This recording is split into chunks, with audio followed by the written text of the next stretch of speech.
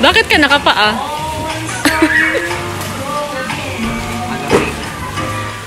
Malamig.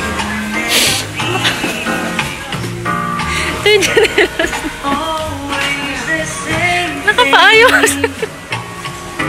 Sisend ko kay mama mo.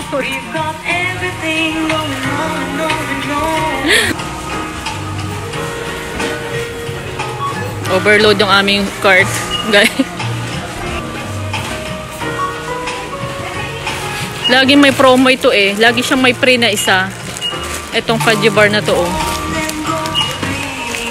Kaya binibili ko kasi nga 9 ang benta ko niyan. Hi! Welcome back to my channel. Today's vlog ay samahan nyo ako mag-grocery haul and pricing. Ito yung mga pinamili namin sa supermarket. Kasama ko yung pamangkin ko kanina. Ayan. So, tapakita ko sa inyo kung ano-ano ang napamili natin. Worth 9,800 plus. Almost 10K ang ating napamili kanina. So, samahan nyo ako guys. Ipapakita ko sa inyo kung ano-anong laman nitong box na ito. So, bali isa, dalawa, tatlo, 4 na box lang ang napamili namin. Diyos ko po, sa laki ng tinaas na mga bilihin natin. Dati kapag meron kang 10K, ang daya mo nang mapapamili. Ito, puro biscuit yan. Papakita ko na lang sa inyo, guys. Unahin natin sa mga non-food. Kumuha ako ng 6 plus 1 na Joy, lemon, and itong mosquito coil na Baygon. Kumuha ako ng 2. So, yung isa, may bumili na kanina. Yan, nabuksan na natin. Talagang binudget ko lang yung aking budget kanina kasi nga, nasanay ako na napapadampot ng dampot. So, kanina, talagang budget na budget yan. Ayan, ito, kumuha ako ng panggamit namin na kala. 800 grams. Kasi mabango sa akin to. Parang gustong-gusto ko siya. Tapos, itong mga yellow na kala. Ayan, mga paninda ko ito, guys. Ayan, mabili yan yung mga yan.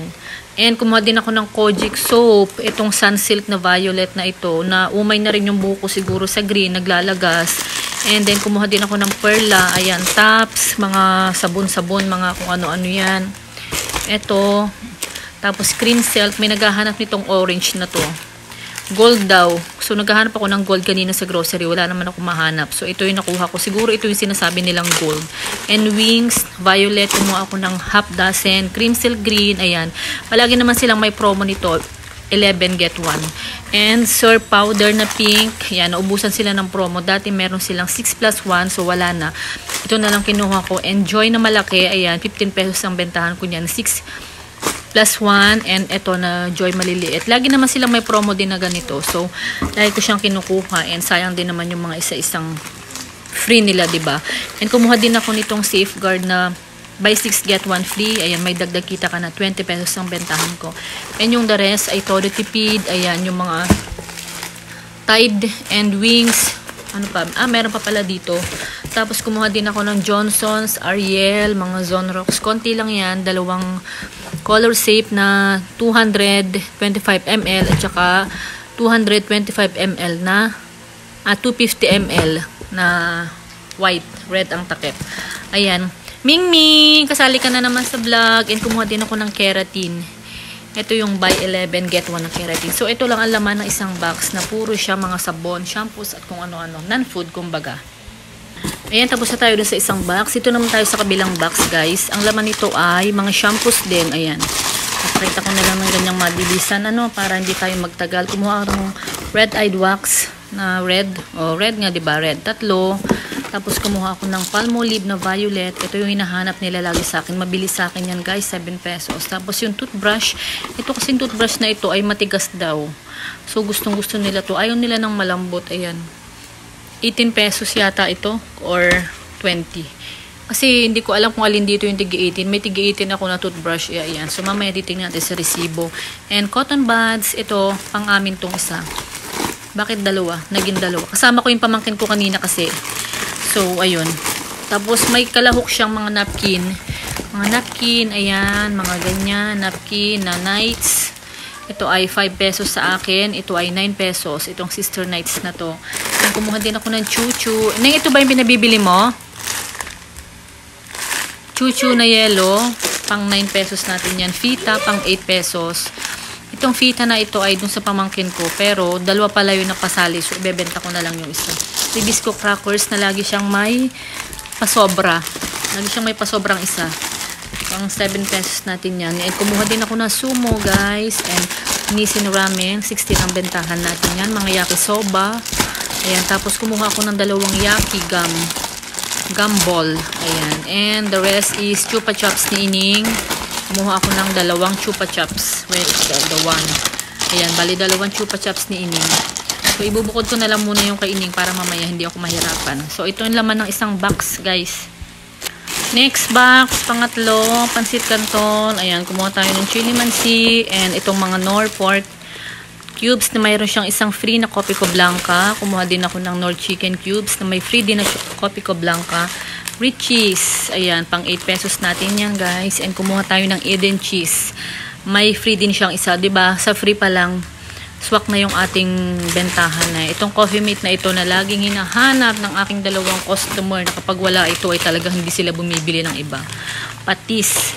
Alam nyo guys, kanina sa grocery, talagang binudget ko ito. Ang sabi ko dun sa cashier kanina ay hanggang 10K. Kasi kasama ko na rin yung pamangkin ko. So, meron naman siyang pera kanina. So, balak ko utangin.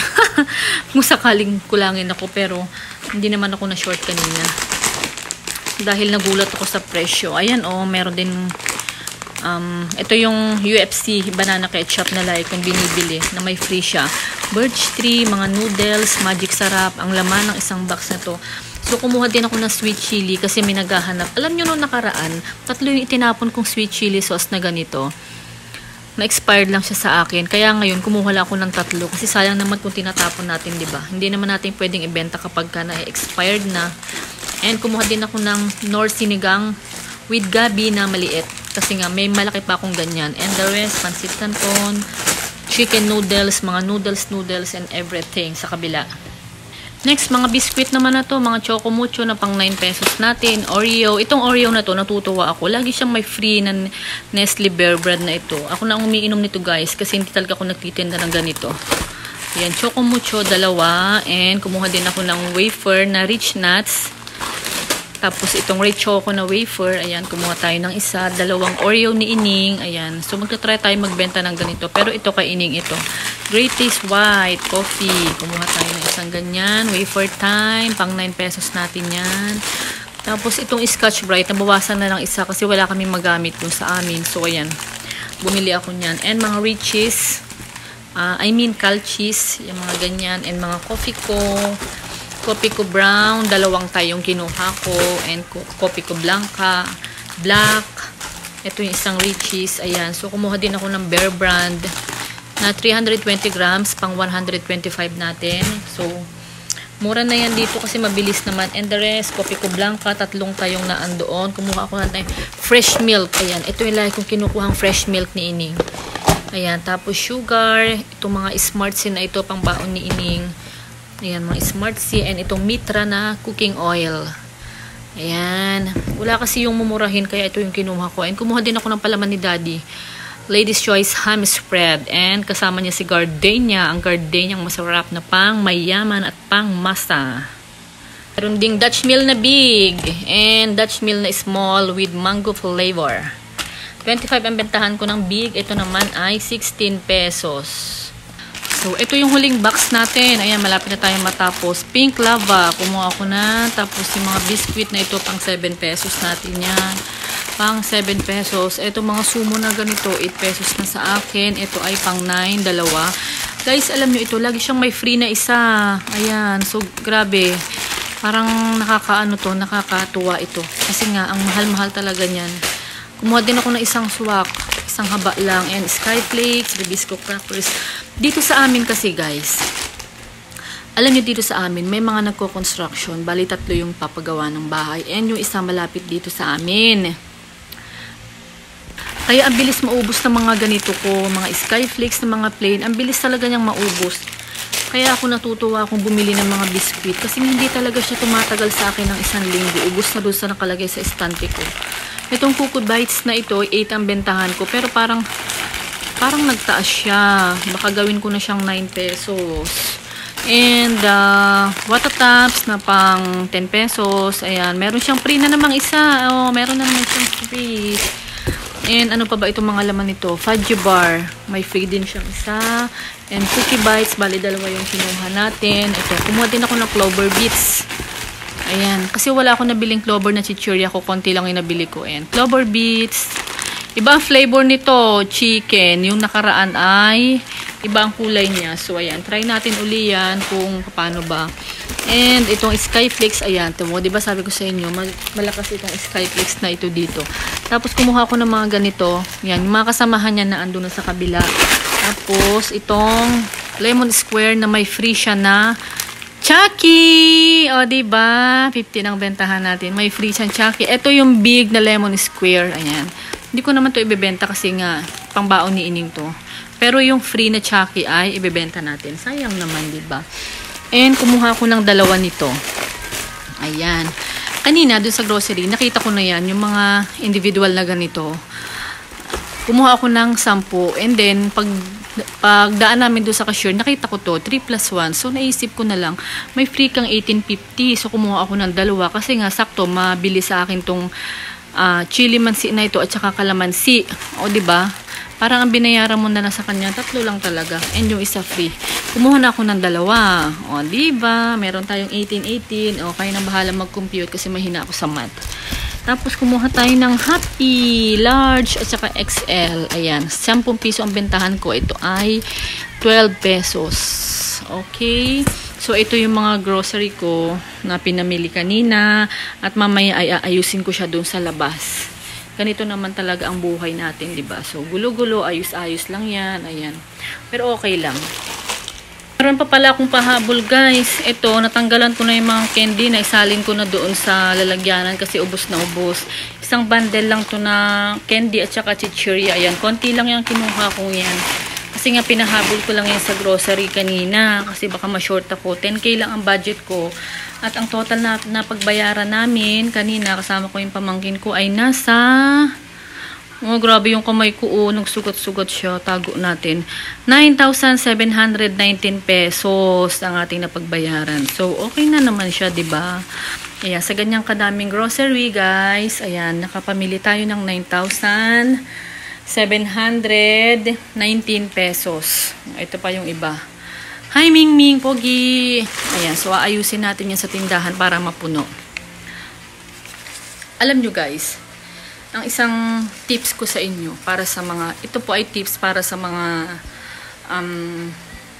bago magtitindahan dyan. So, wag nyong ipunin yung inyong mga yung mga benta nyo. Wag nyo siyang iipunin kasi dati ganyan ang ginagawa ko. Iniipon ko siya, hinuhulog ko sa alkansya, 100 everyday.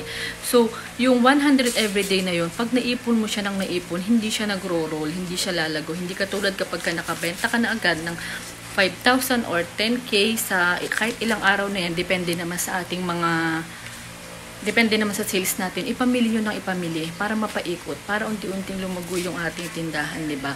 So, mag-ipon tayo kapag ka talaga nakikita natin na lumalago na. Or pwede naman tayo mag-ipon siguro mga bariya-bariya, 10, 20. Pero yung iba kasi, ako, may kakilala kasi ako dito sa amin na, bale, tatlo kami dito sa amin na nagtitindahan. Yung isa kasi nakaka-chat ko na siya. And bago pa lang siya. So sabi ko sa kanya, wag muna siya mag-ipon. Kasi ginagawa niya, nag-iipon siya ng 200 a day. Eh yung tindahan niya, parang bago pa lang naman, hindi pa siya ganun katagal. Parang nasa 3 months pa lang siya nag-i-start. Sabi ko, huwag niyang ipunin yung mga pera niya sa tindahan pagkos ipamili niya ng ipamili. Kaya yun yung ginagawa niya. Kasi ako kasi, minsan, kung napapansin niyo, lagi ako nauubusan ng bariya. Lalo na kapag mamimili ako ngayon. Simut talaga ng bariya ko, pati mga 20s talaga sinisimut ko yan. Ipinamimili ko na siya. And then, pag uwi ko dito sa bahay, saka na naman ako nakakaipon. And then, panibago na naman siyang pamimili ko. Ganun kasi ang ginagawa ko, guys. At saka ako, bultuhan ako mamili. Hindi katulad yung iba na kapag nakapamili ka ng 1K ngayong araw na to, nasa grocery na. Kasi, ang sa akin kasi, sayang naman yung pamasahe. Sayang naman yung pagod mo. Yung pagod, hindi natin pwedeng kasi ganyan talaga mapapagod tayo. Ang sinasabi ko, yung pamasahe natin. Dito sa amin kasi, bago ka pa makalabas ng subdivision, mamamasahe ka ng 15. And then, sa grocery, ganun din 15, 15, 30. And then, hindi mo siya pwedeng i-hand carry. Kailangan mo siya ng tricycle. 150. So, diba, almost 200 ang pamasahe mo. So, ang ginagawa ko, isang bagsakan lang. Or, kapag day off ni Daddy, magpapatid ako sa supermarket and pabalik, magka-tricycle ako. 150 lang ang binabayaran ko. So, diba? Yun yung tips ko sa mga bagong magtitindahan. Para makaipon. Ayan. So, ayusin ko muna guys ang aking mga pinamili. Bye!